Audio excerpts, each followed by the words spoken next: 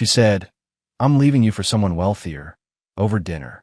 I just smiled and paid the check.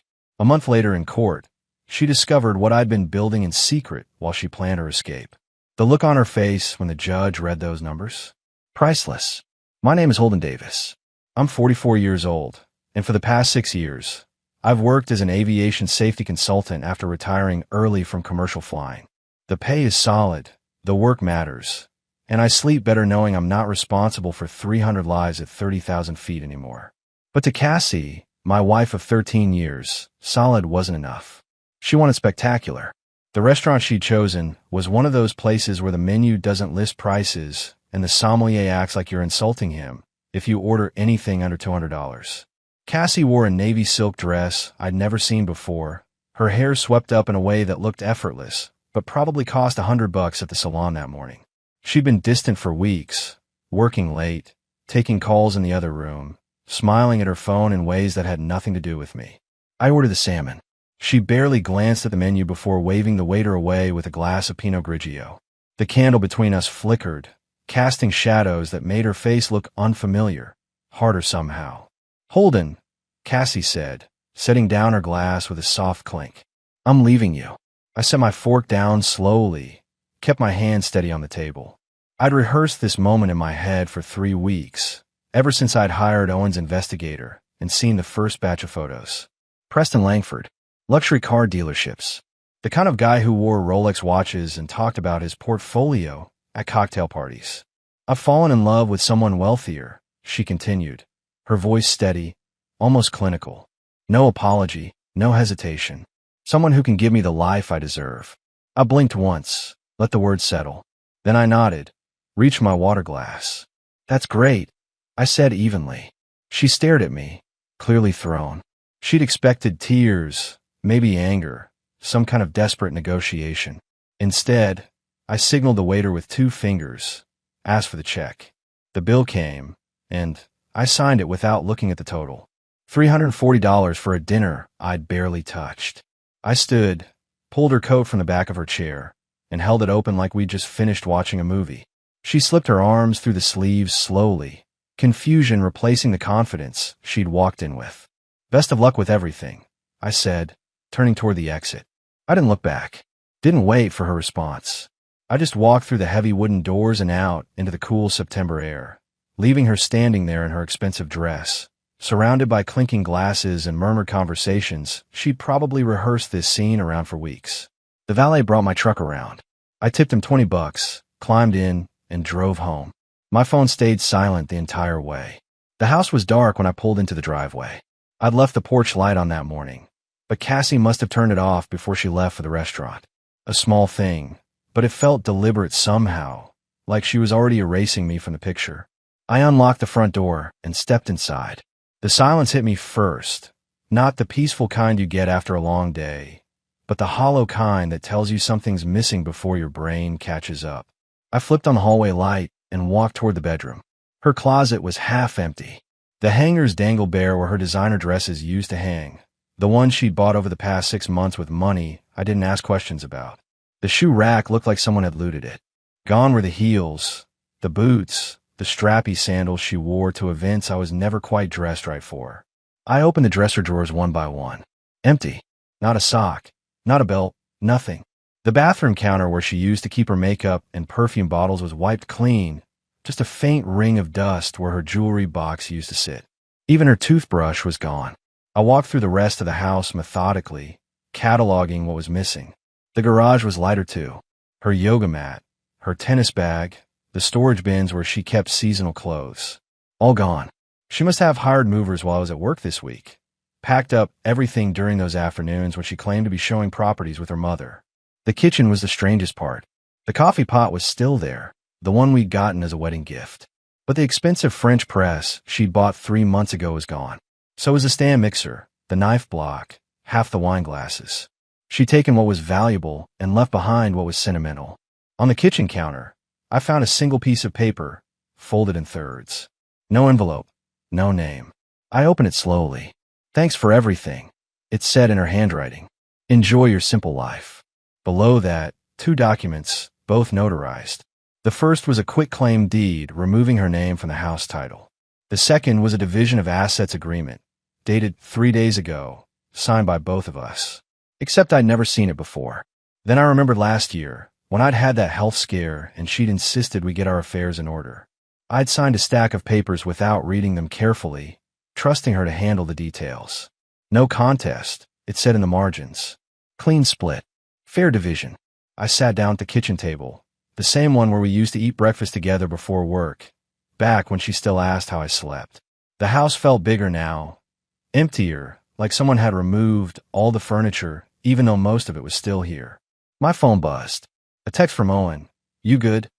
I typed back. Yeah. She's gone. 3 dots appeared, then disappeared. Finally, come by the office tomorrow. We need to talk about next steps. I set the phone down and stared at that note again. Enjoy your simple life. She'd meant it as an insult, a parting shot to remind me that I wasn't enough. But sitting in a quiet house, I realized something.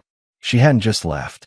She'd walked away so cleanly, so completely, that she'd already decided I wasn't worth the fight. And that was fine by me. Because while she was measuring her life by Preston Langford's bank account, I'd been building something she didn't even know existed. I folded the note, tucked it into my wallet, and went upstairs to pack. Owen's office was on the 14th floor of a glass building downtown, the kind of place where everyone wore suits that cost more than my monthly truck payment. His secretary waved me through without asking questions. She'd seen me here enough times over the years to know I wasn't just another client. Owen was standing by the window when I walked in, phone pressed to his ear, nodding at whatever the person on the other end was saying. He held up one finger, wrapped up the call, and turned to face me. You look like hell, Owen said, setting his phone down on the desk. Thanks. That's exactly what I needed to hear. He gestured to the leather chair across from his desk. I sat, and he pulled out a thick manila folder from his drawer. The tab read, Davis versus Davis, confidential. How much does she know? Owen asked, flipping it open. Nothing. She thinks I'm still pulling $200,000 a year from consulting contracts. Owen nodded slowly. And the Boeing deal? Closed yesterday morning. 9:47 a.m., to be exact. I got the confirmation email while I was sitting at a red light on my way to meet a client. The Boeing contract had been 18 months in the making. A comprehensive safety audit partnership worth $94 million over 5 years, with my firm handling third-party inspections and compliance reviews for their commercial aviation division. It wasn't just money. It was legitimacy, the kind of contract that put you on the map in the aviation industry. I'd signed the NDA back in March, which meant I couldn't tell anyone, not even Cassie. Especially not Cassie, given how things had been going. The final paperwork had closed 2 days after she walked out of that restaurant. She filed for divorce 4 days ago, Owen said, sliding a document across the desk. Standard petition. Irreconcilable differences. She's asking for 50% of marital assets, spousal support, and the house. I scanned the document. Her attorney was someone named Richard Voss, a guy with a reputation for bleeding his clients dry while promising them the moon. Fitting. What does she think she's getting? I asked. Owen pulled out a financial worksheet. Based on what she knows, about $350,000. The house is worth $200. Your retirement accounts are around $80. And she thinks your business is worth maybe $70,000 based on last year's tax returns. And what's she actually getting? Owen leaned back in his chair, a slight smile tugging at the corner of his mouth. Well, the house has some problems she doesn't know about yet. Septic system failed inspection last month. There's also an underground oil tank that's been leaking for who knows how long. Environmental cleanup alone is going to run north of $200,000. So the house is basically worthless once you factor in remediation. I felt something settle in my chest. I'd known about the septic issue for 6 weeks. The oil tank I discovered 3 weeks ago when I'd hired an environmental consultant to do a full property assessment. I hadn't told Cassie. Hadn't seen the point. What about the retirement accounts? I asked. Those are split down the middle. She gets $40,000. But here's the interesting part. Owen slid another document toward me. Your business. She thinks it's worth $70,000 based on last year's revenue. But you restructured 4 months ago, remember? Created an LLC, brought in 2 partners, shifted your personal consulting income into a different entity. The old business? Worth about $12,000. Everything else is in the new structure, which she has no claim to because it was formed after separation. And Boeing contracted with the new entity. The $94 million doesn't touch her. It's separate property, post-separation income. She gets nothing. I let out a breath I didn't know I'd been holding. Cassie had walked away from a fortune she didn't know existed, and she'd done it with such confidence, such certainty that she was trading up. There's one more thing, Owen said, pulling out his phone.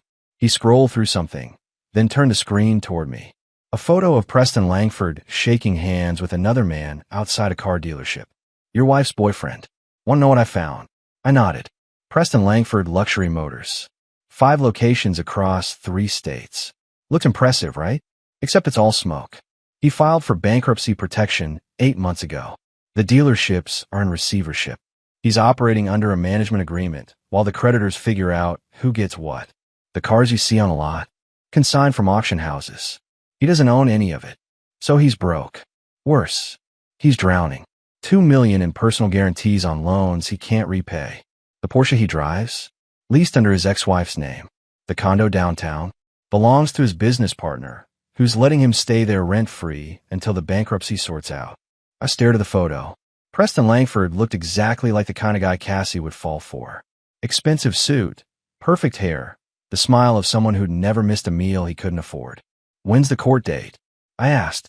3 weeks. She's going to walk in expecting a settlement. What she's going to get is a reality check. I spent the next 2 weeks moving out of the lakefront house and into a temporary apartment across town. A furnished place with tall windows and a view of the river. It was smaller than the house, quieter, and I liked it better already. No memories. No ghosts of arguments that never quite resolved. Cassie's attorney sent 3 emails demanding a settlement conference. Owen responded to each one with variations of discovery is ongoing. We'll be in touch. It was legal speak for we're not negotiating until we're ready, and it drove Richard Voss insane. I could tell by the increasingly aggressive tone of his correspondence. On a Tuesday morning, I got a call from an unknown number. I let it go to voicemail. When I checked an hour later, the message was brief and unsettling. Mr. Davis, this is Vincent Calabrese. I need to speak with you about a mutual acquaintance. Call me back at this number. It's urgent. The voice was calm, polite, but there was something underneath it that made my instincts flare. I called Owen immediately. Who's Vincent Calabrese? I asked when he picked up. There was a pause. Where did you hear that name? He left me a voicemail. Said it was urgent. Don't call him back. Forward me the message. I'll handle it. Owen, who is he? Another pause, longer this time. He's a loan shark. Operates out of a pawn shop on the south side. Technically legal, but he's got a reputation for collecting debts in ways that don't show up on credit reports. My stomach dropped. Why would he be calling me? I don't know, but I'm going to find out. Owen called back 3 hours later. His tone was different, sharper. Your father-in-law, Owen said without preamble. Robert Harmon. He borrowed $210,000 from Calabrese 6 years ago. Gambling debts. He was supposed to pay it back in installments, but he died 4 years ago. Heart attack. I remembered Robert's funeral. Cassie had been devastated, her mother stoic and cold. There'd been whispers about financial troubles, but I'd assumed it was just estate settlement issues. The debt didn't die with him. Owen continued. Calabrese tried to collect from Judith, but she claimed she didn't know anything about it. So he went after Cassie. She's been making payments for the last 3 years. Small amounts, couple hundred here and there, but never enough to cover the principal. She owes him $187,000. Jesus. It gets worse. Guess who co-signed the original loan? I didn't need a guess. I already knew. Me. I said quietly. You. Robert used your name and social security number to co-sign. Forged your signature. Calabrese has the paperwork. I felt the walls closing in. That's fraud. It is. But proving it means going to court, hiring forensic experts, spending months and thousands of dollars fighting a loan shark who has connections to people you don't want to meet in dark alleys. Calabrese is willing to settle. He knows you didn't sign it. He just wants his money back. How much? He'll take $150,000. Cash. Wipes the debt clean, no questions asked, and he leaves you and Cassie alone. I sat down heavily on the couch. $150,000. It was a fortune to most people, but with the Boeing contract, it was manageable. The question was whether I wanted to pay off Cassie's debt or let her drown in it. What happens if I don't pay? I asked. Calabrese will go after Cassie. Legally at first, through collection agencies and judgments. But if that doesn't work, he has other methods. And she's about to be a single woman with no income and a house she can't sell. I thought about Cassie sitting in that restaurant, telling me she was leaving for someone wealthier. I thought about the note she'd left on the kitchen counter. Enjoy your simple life. Pay him, I said. Owen was quiet for a moment. You sure? Yeah. Get it in writing that the debt is satisfied and my name is cleared. I don't want this coming back in 5 years. Understood. I'll handle it. I hung up and stared out the window at the river below. Cassie had no idea how close she'd come to disaster, and she'd never know I'd saved her from it. That wasn't why I was doing it. I was doing it because walking away clean meant no leverage, no debts, no excuses.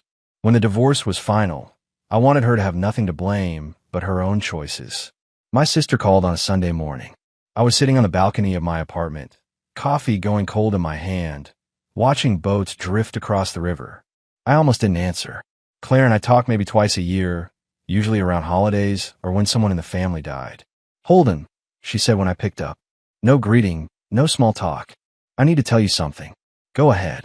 She was quiet for a moment, and I could hear traffic in the background. She was driving somewhere. I tried to warn you, Claire said finally. Before the wedding.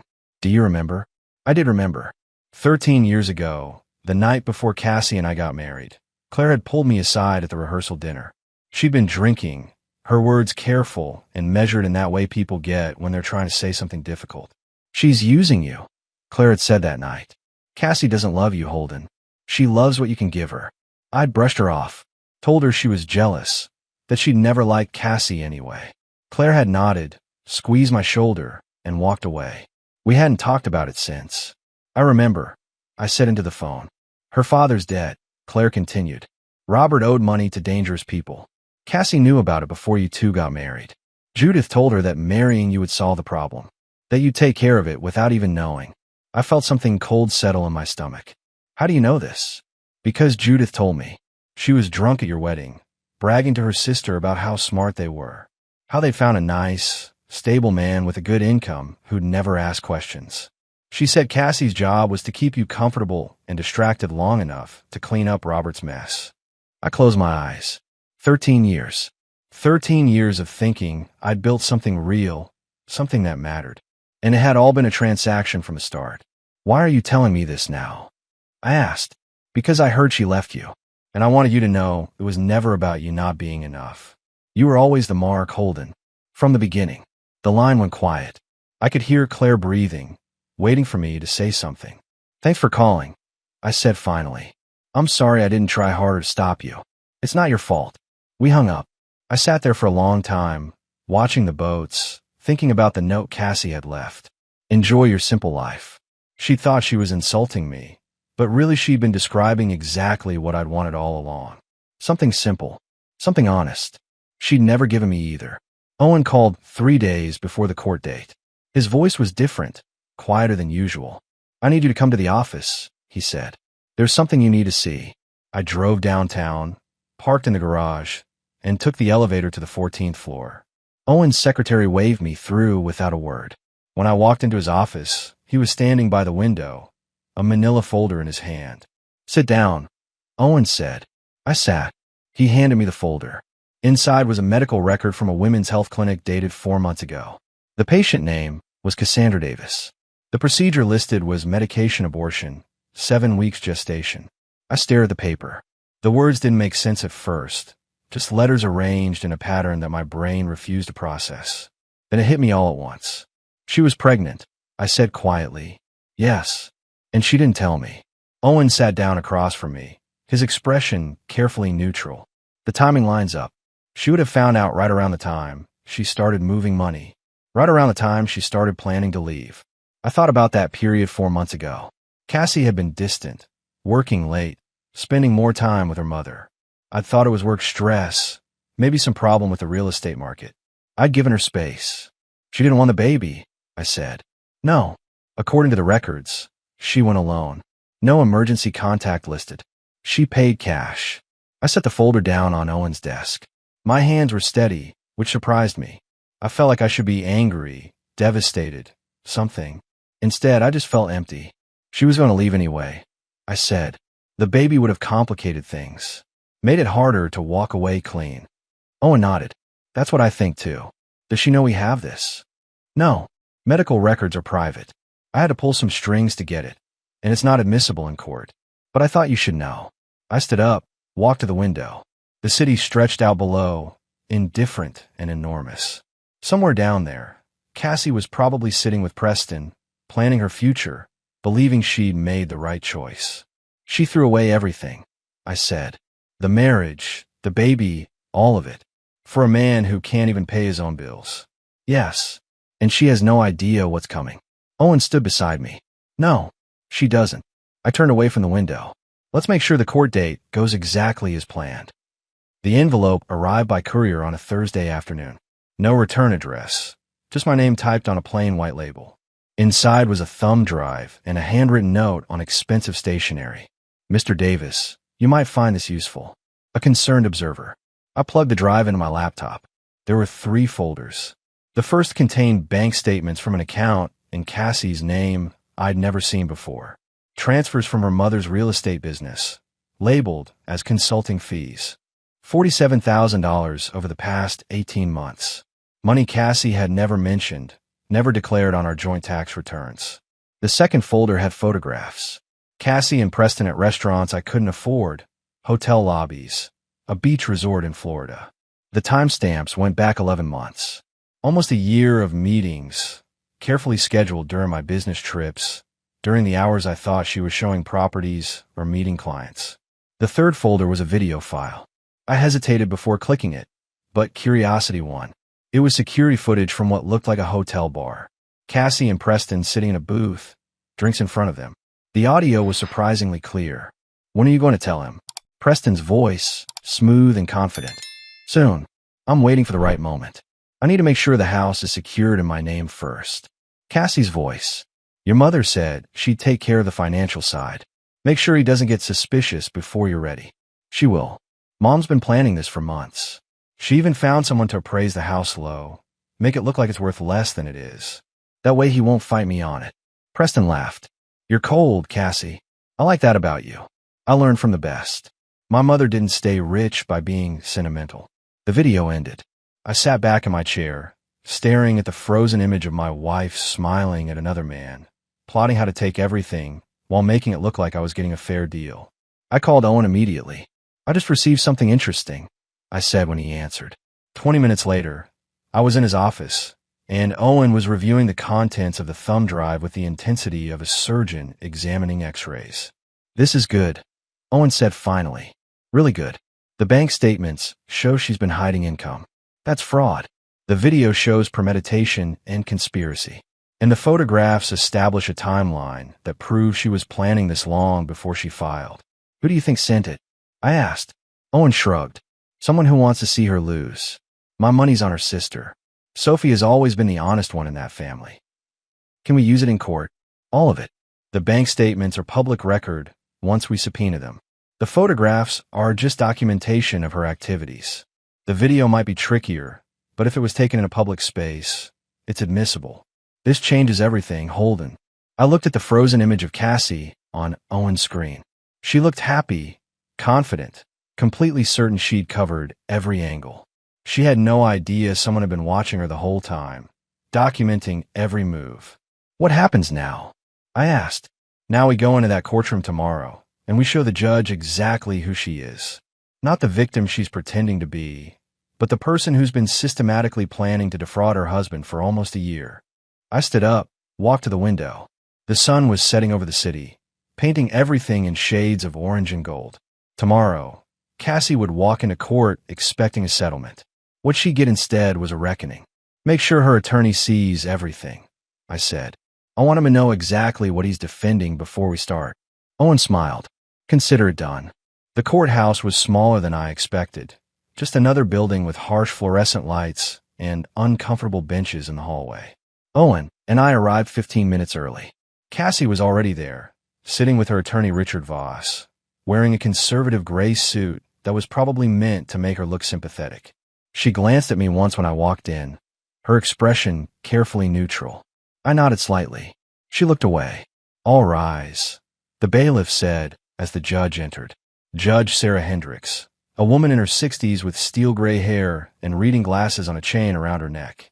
She'd been on the bench for 20 years, according to Owen, and had a reputation for not tolerating games. "Please be seated," Judge Hendricks said, settling into her chair.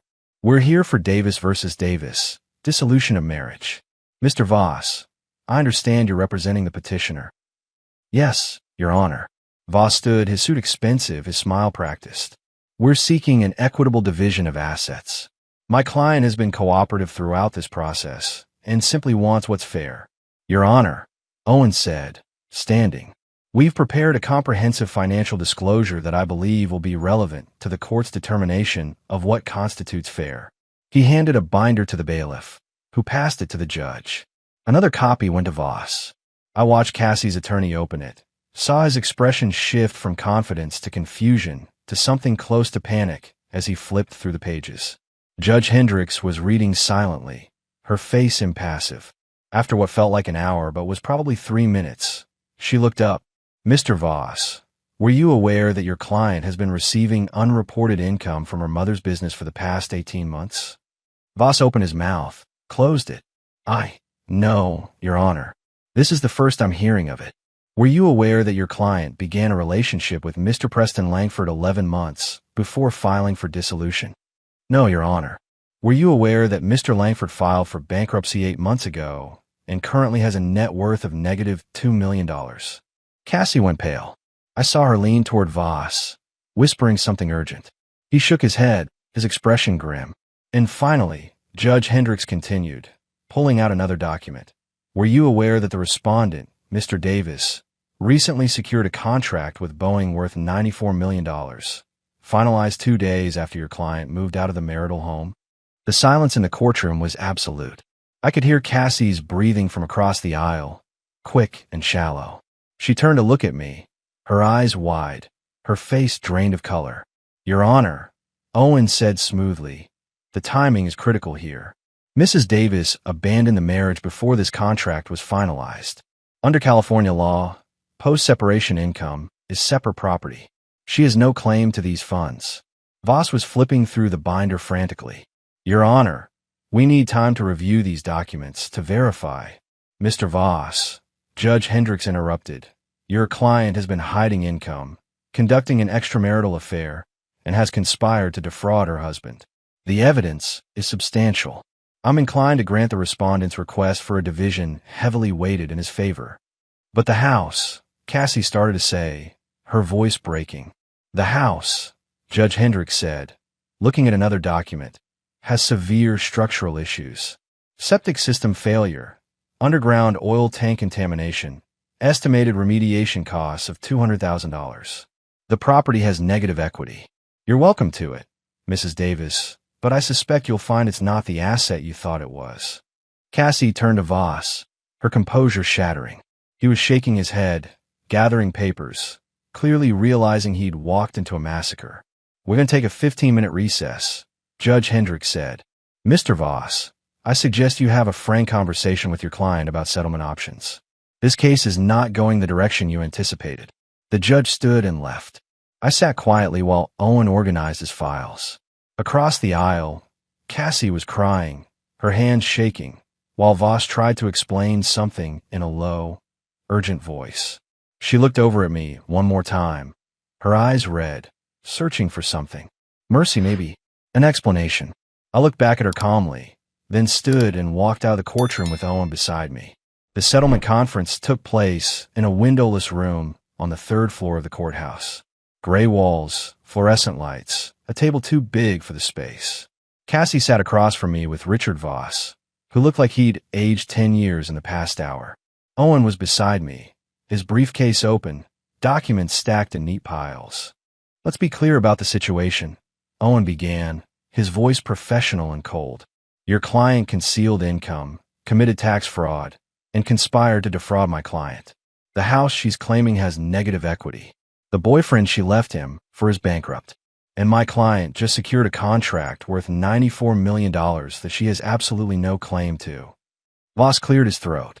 We understand the position is less favorable than we initially thought. Less favorable? Owen raised an eyebrow.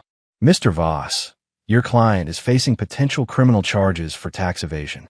The IRS will be very interested in those offshore accounts and unreported consulting fees.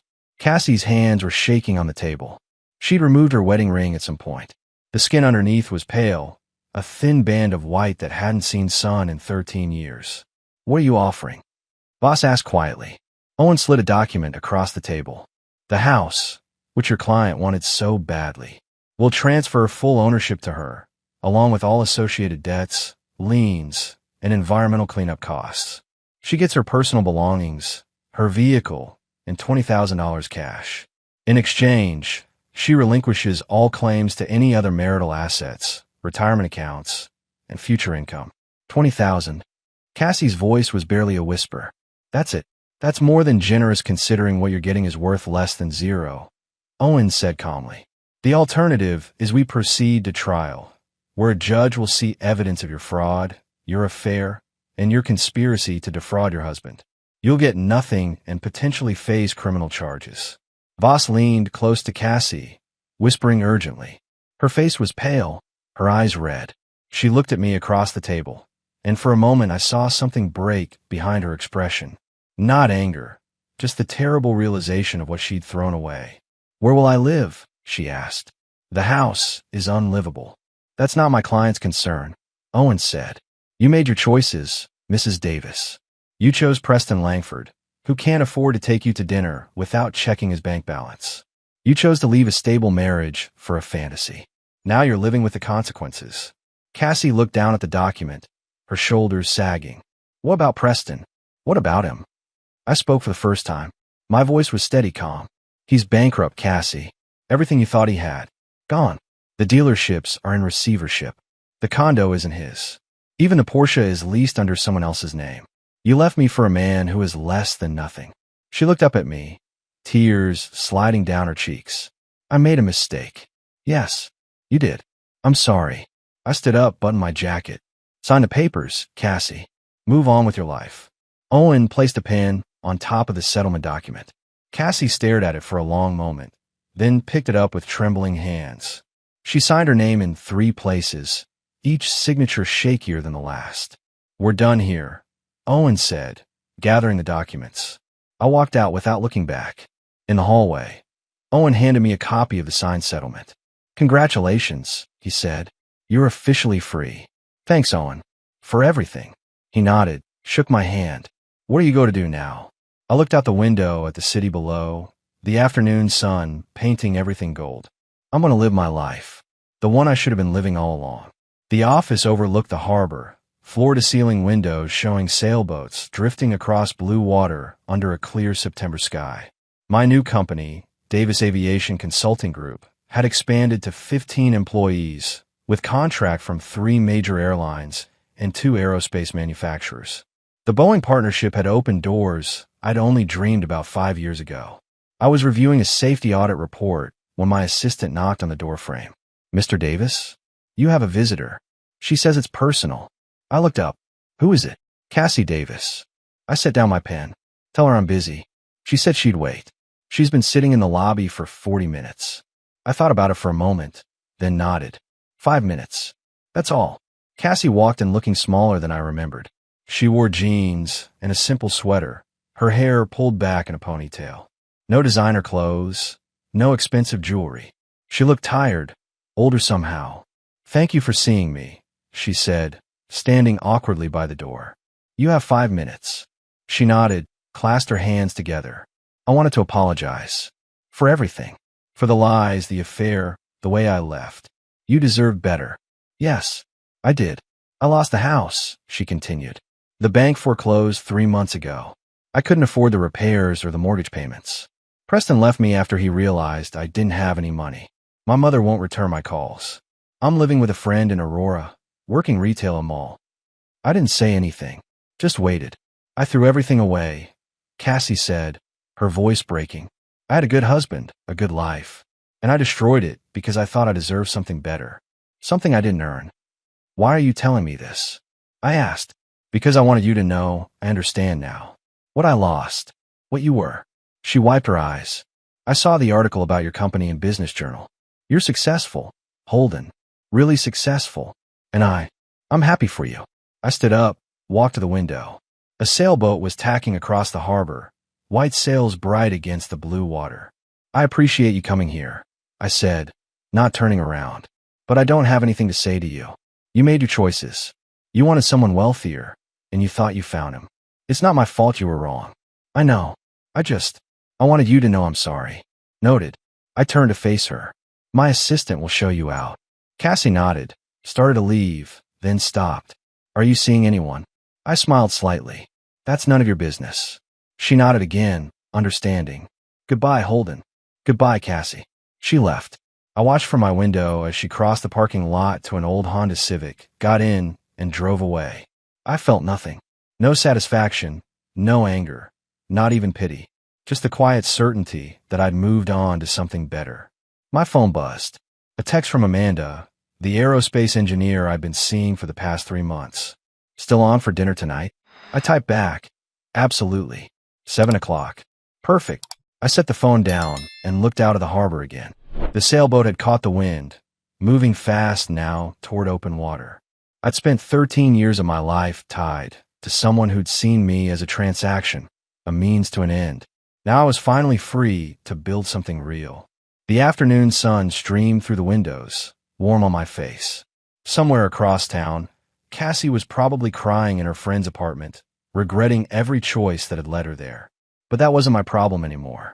I had work to do, a business to run, and a life to live. A simple life, maybe, but it was mine.